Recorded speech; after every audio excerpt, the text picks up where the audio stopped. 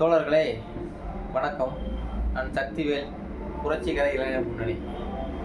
சிக்கனமும் சேமிப்பும் தமிழரின் கலாச்சாரமாக இருந்து வந்துள்ளது. அப்படிப்பட்ட சிக்கனமும் சேமிப்பும் இன்றைக்கி குறைஞ்சு வந்துட்டு இருக்குது. சேமிப்பு அப்படிங்கிறது தமிழக மட்டுமல்ல, இந்திய அளவில் குறைஞ்சிருக்குன்னு சொல்லி மிகப்பெரிய ஆய்வுகள் நமக்கு தெரியுது. ஒரு குடும்பத்துக்குள்ள ஒரு சேமிப்பு ஏன் குறையுது அப்படிங்கிற விஷயத்தை மட்டும் இன்னைக்கு கொஞ்சம் நம்ம பார்க்கலாம்.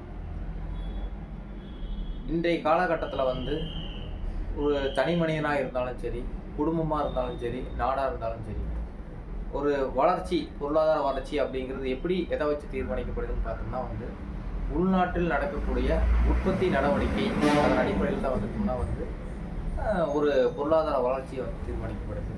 அப்படி அந்த பொருளாதார வளர்ச்சிக்காக இங்கே சமூகத்தில் அல்லது நாட்டில் இங்கே ஒரு 3 விஷயங்கள் அந்த நாடு செய்யணும். உதாரணத்துக்கு கல்வி வளர்ச்சி, ஆராய்ச்சி, அப்புறம் சமூகத்துக்கு தேவையான மேம்பாடுகள் இதெல்லாம் செஞ்சிச்சு அப்படின்னா அந்த நாட்டினோட வளர்ச்சிகளை நோக்கி அது போயிட்டுருக்கும்.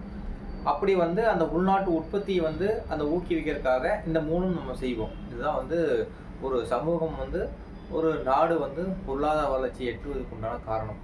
இப்படி இந்த சூழ்நிலையில் எடுத்தோம்னா இன்றைக்கி இருக்கிற இளைஞர்கள் என்ன செய்கிறான்னு கேட்டோம்னா தன்னோட வருமானத்துக்கு மேலும் இதை ஒரு ஆடம்பர ஆசைகள் கொண்டு ஒரு சில தவறான முடிவுகள் எடுத்து கடன் வாங்கும் பழக்கத்துக்கு ஆளாகிறாங்க.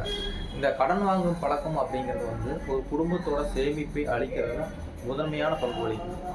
எப்படின்னா ஏதோ ஒரு பொருள் நமக்கு பயன்பாடு இருக்குதோ இல்லையோ, ஆனால் அந்த பொருள் நம்மகிட்ட இருந்தால் நல்லாயிருக்கும் அப்படின்னு சொல்லிட்டு என்ன செய்யறான்னு கேட்டோம்னா அது வருமானத்தை நம்ம கணக்கில் எடுக்காமல் என்ன செய்யறாங்கன்னா மாதாந்திர தவணை தொகைக்கு அவங்க வாங்கிடுறாங்க. இதே ஒரு 30 வருஷத்துக்கு முன்னாடி பார்த்தீங்கன்னா தனியார் மையம் அப்படிங்கிறது ஒன்று இல்லை. ஆனால் இன்றைக்கி தனியார் மையம் அப்படின்னு காட்டி எடுத்துருந்தாங்க. என்ன ஆச்சுன்னு கேட்டிங்கன்னா நிதி நிறுவனங்கள், வங்கி நிறுவனங்களும் அந்த இடத்துல தனியாராக வந்துருச்சு. அப்போ தனியாராக வந்ததுக்கப்புறம் என்ன செய்யறான்னு கேட்டிங்கன்னா எல்லாரும் கடனை கொடுத்து மக்களை வாங்குங்க அப்படிங்கிறது ஒரு முறை இன்னைக்கு சமூகத்தில் நிலவி கொண்டு இருக்கிறது. இப்படி என்ன செய்யறான்னு கேட்டீங்கன்னா கடன் வாங்குறது அவங்க எளிமையாகவும் இருக்கிறதுனால அவங்க இயற்கையாக அவங்க என்ன செய்யறாங்கன்னா அந்த கடனை வாங்கிக்கிறாங்க. மாதம் அவங்க அந்த கடனை கட்டுறதுக்கே தொகை சரியாக போகிறதுனால ஒரு குடும்பத்துக்குள்ளேயோ தனிநபருக்குள்ளேயோ ஒரு சேமிப்பு அப்படிங்கிறது ஒரு பழக்க வழக்கம், ஒரு கலாச்சார பழக்க வழக்கமாக இருந்துச்சு. அந்த காலத்தில் பார்த்தோம்னா இன்றைக்கும் பூமியை தோன்றப்போ நாணயங்களும் தங்க காசும் கிடைக்குது. இது காரணம் என்னென்னு பார்த்தீங்கன்னா அந்த காலத்துலேயே நம்ம எடுத்தோம்னா ஒரு சேமிப்பை நம்ம ஒரு பழக்கத்தை நம்ம கையில் வச்சுருந்தோம். ஆனால் இன்றைக்கி இதை மாறி போச்சு.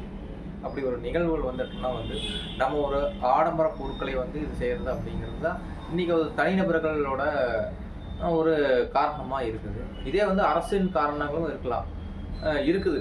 பெரும்பான்மையான காரணம் அரசோட காரணங்கள். விலைவாசி உயர்வு அப்படிங்கிற ஒரு காரணம் இருக்கலாம். சம்பளம் ஒரு ஆளுக்கு குறைவு, ஒரு ஆளுக்கு அதிகம் அப்படிங்கிற ஒரு வேறுபாடு இருக்குது. ரெண்டாவது நாட்டினோட பொருளாதார தேவைகளை எடுத்தோம்னா அந்த அரசு உற்பத்தி நடவடிக்கை உள்கட்டமைப்புகளை கட்டாமல் அவங்க என்ன செய்கிறாங்கன்னா ஒரு தனிநபருக்கு சாதகமாகும்,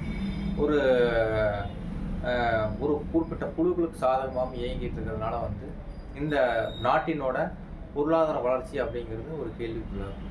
இன்னும் எடுத்தோம்னா நம்ம வீட்டில் காசு சேமிச்சுட்டு இருக்கிறோமோ அப்படின்னா அது எப்படி நாட்டுக்கு ஒரு வளர்ச்சியை உருவாக்கும் அப்படின்னு பார்த்தோம்னா நாம் நம்முடைய தொகையை ஒரு வங்கியிலையோ அல்லது ஒரு இன்சூரன்ஸ் கம்பெனிலையோ அல்லது ஓய்வூதியத்திலையோ இந்த மாதிரி ஏதோ ஒரு இடத்துல எடுத்தோம்னா நம்மளுடைய பணங்களை எடுத்தோம்னா அதில் போட்டுருவோம்.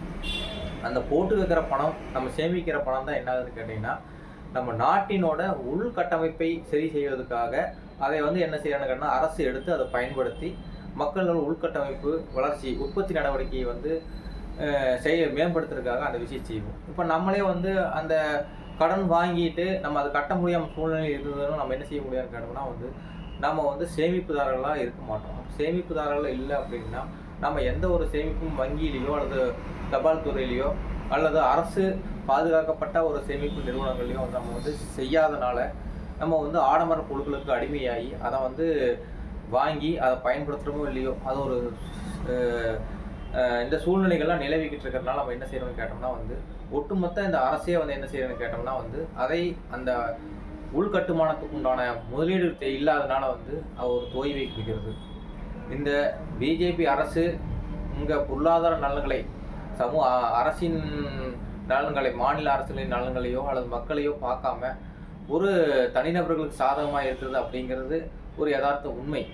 அப்படி இருந்தும் கூட நம்ம என்ன செய்யலாம்னு கேட்டோம்னா, தனிப்பட்ட ஒரு சேமிப்பு ஒரு நாட்டின் வளர்ச்சிக்கும் உறுதுணையாகும் என்பதை மக்கள் அறிந்து கொண்டு மீண்டும் உண்டியிலையோ அல்லது போஸ்ட் ஆஃபீஸ்லேயோ அல்லது வங்கியிலேயோ ஏதோ ஒரு வகையில் நாம் சேமிப்பு பழக்கத்தை அதிகப்படுத்த வேண்டும். சிக்கனமும் சேமிப்பும் தமிழரின் கலாச்சார பழக்க வழக்கம். அதை மீண்டும் நாம் தொடர வேண்டும் என்று கேட்டுக்கொண்டு நன்றி கூறுகிறேன். நன்றி, வணக்கம்.